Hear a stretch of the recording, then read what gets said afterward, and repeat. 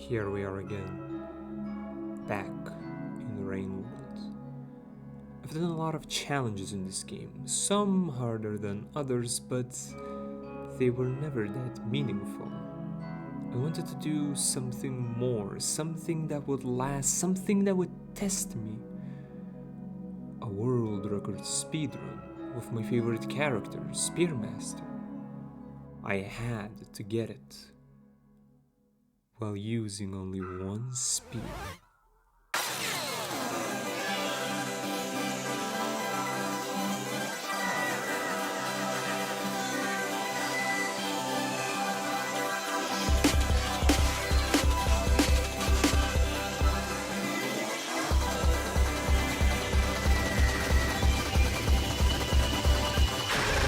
But hold on a second. One spear?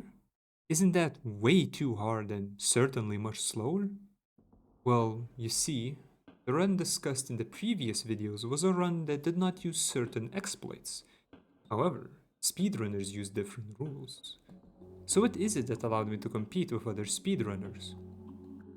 Karma caching. But let's quickly recap. This is Spearmaster. He uses spears to eat. If we only use one spear to eat, that means we can rest to avoid the deadly rain very few times.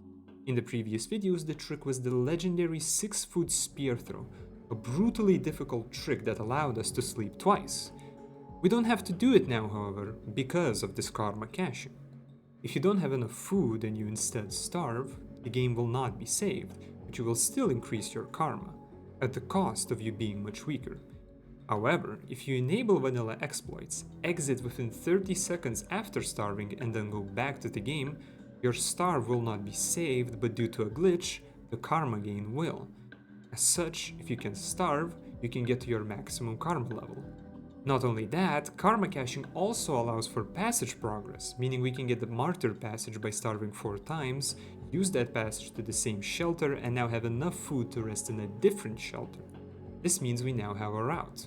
Go to this outskirts shelter, karma cache until the martyr passage, go to and through pebbles in one cycle, rest, go to moon, get more food, save at the end of moon, go back through precipice, underhang, chimney canopy, and sky islands, resting somewhere in between, and there you go, you are done. Coincidentally, besides doing less karma caching, this is the same route that normal speedruns use, and once you analyze the time losses, you only get around 2 minutes of guaranteed time loss across the run, notably from being forced to karma cache and passage for food. In that case, let's take a look at my first attempt, which was 3 hours long. There isn't that much to talk about, because it was my first run where I just wanted to see if this would even work. I played somewhat poorly, had some rather unfortunate encounters, and most notably, didn't learn a very important trick. Crawl turn vaults. The vault is a surprisingly powerful move for vertical mobility. Normally you're only able to jump 1 tile high. With a crawl turn that becomes 2 tiles, and if you add a backflip, 2.5, but a vault, that goes up to a ridiculous 8 tiles of height. As if to balance out this insane jump. The vault is also the most difficult, generally applicable movement trick in the game, requiring several frame-perfect inputs for max height. The only reason they are important to this run is because of this one screen. Normally you embed spears here, but we're not gonna do that. You can also go grab a grapple worm or a squid keita, but they're out of the way, and if we want a good time, that means they're too slow. This means that I had to sit for several hours to just be able to sometimes do a good enough vault, and while I could have used a very niche strategy with item regrab climbing, where you spam grab and throw to climb walls, it was even more ludicrous, to the point where only I and one other person had ever done it. So, instead of throwing another spear, I ended up learning the hardest movement trick in the entire game. Welcome to 1 spear percent.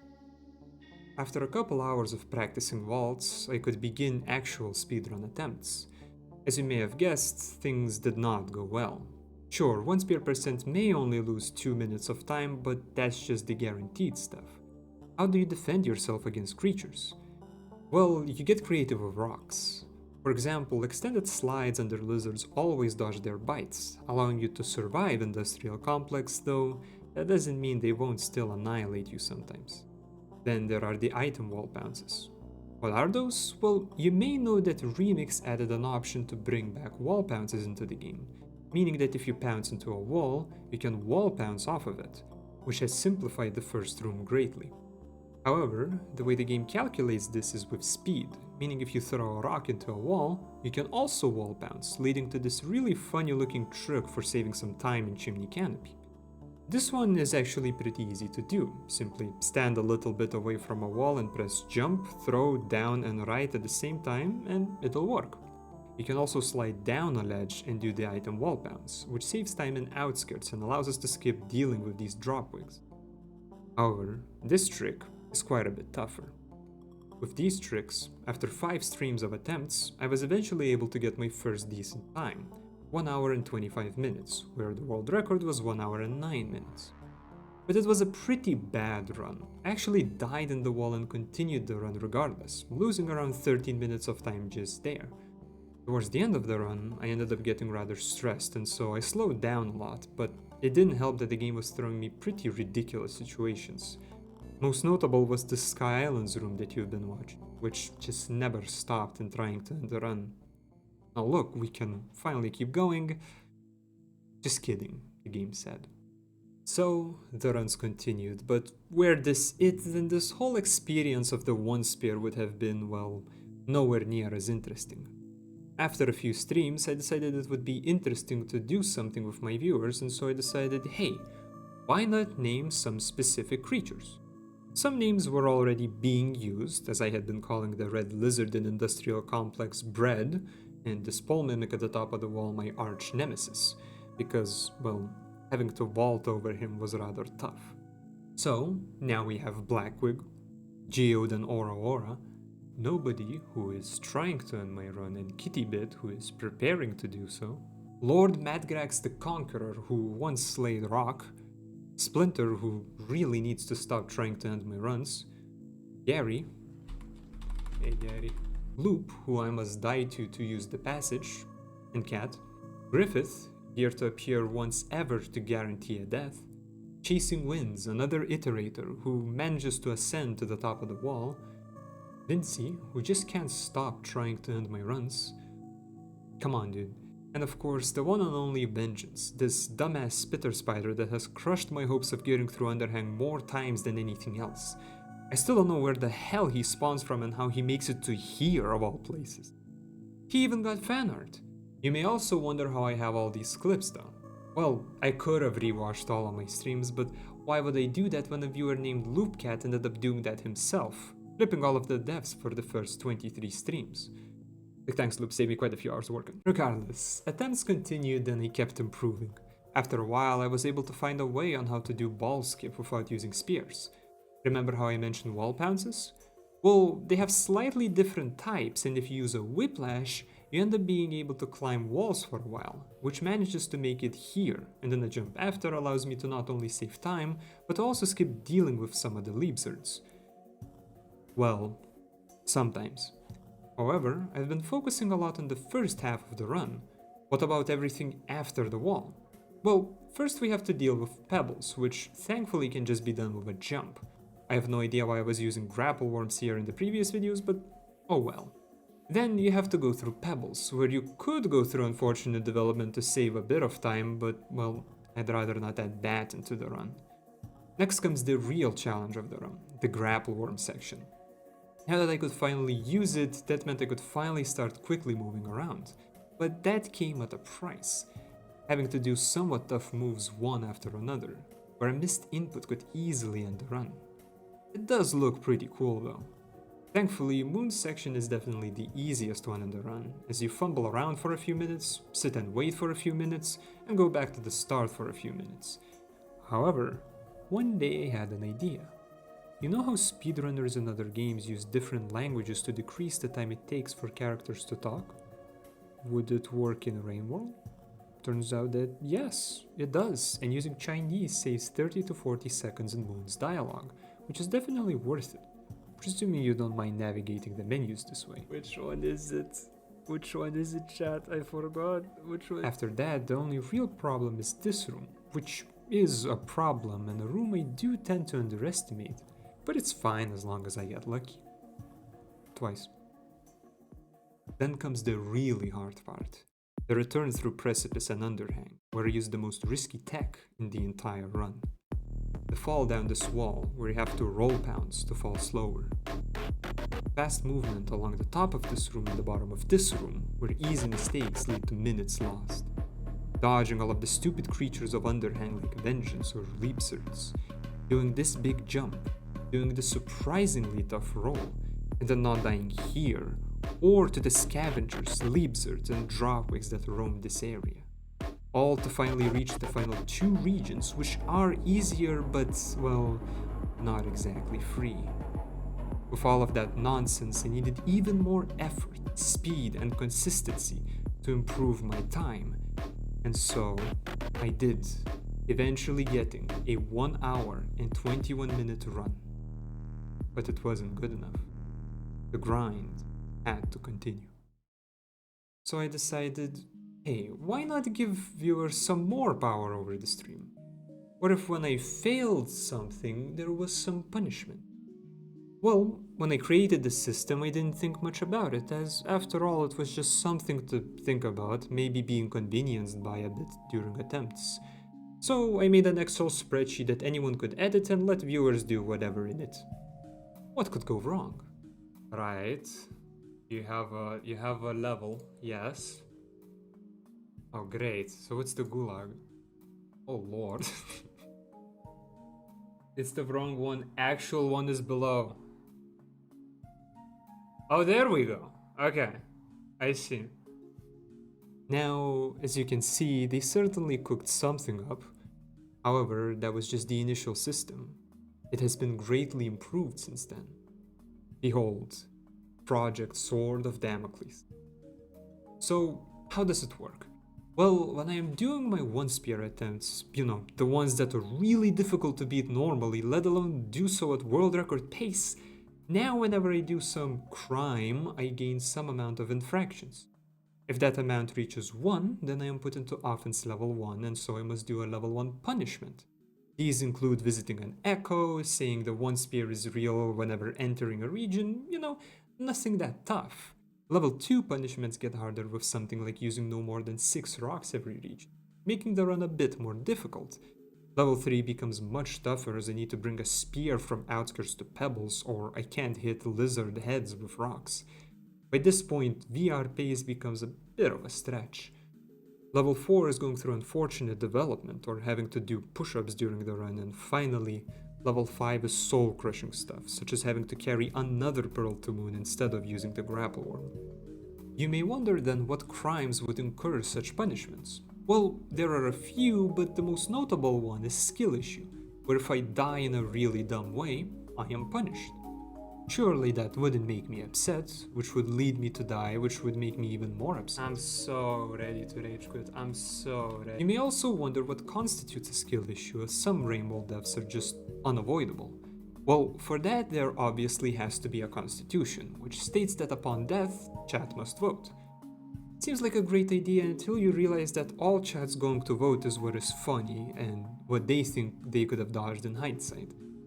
Still, chat was mostly nice. Good thing they didn't read too much into this thing. And so, after weeks of playing, a new run was finished.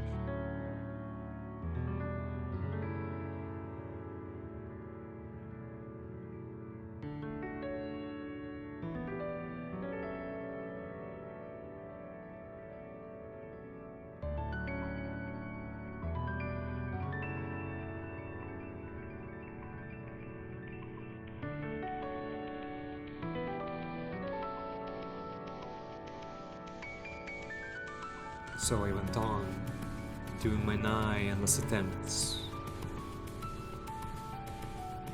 As each day passed, nothing would change, always a miss. And when hope struck, creatures would come after my life. Yet I got up and went ahead again. cruel world, one I cannot understand. New record set, always ahead of its demand. But I will move for my eternal ideal. Never back down, because the one spear is real. Here at the end, my goal was finally met. But this journey hadn't yet seen its final end.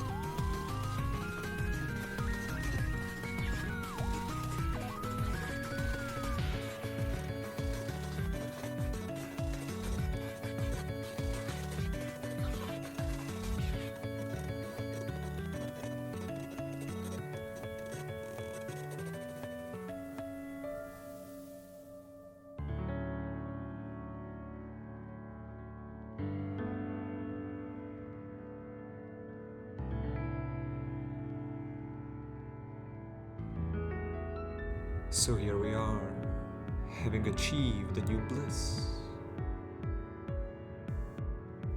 And we can see how far ahead are the splits. The dream now met, the time can still go down. Sub 55, but that will not be now. Thank you again for observing my madness. I hope this piece provided a glimpse of success. All of these tricks that this video explains. Mastery reached, the final greatness remains. Now that you see that the one spear is real, perhaps one day this will not remain so unreal.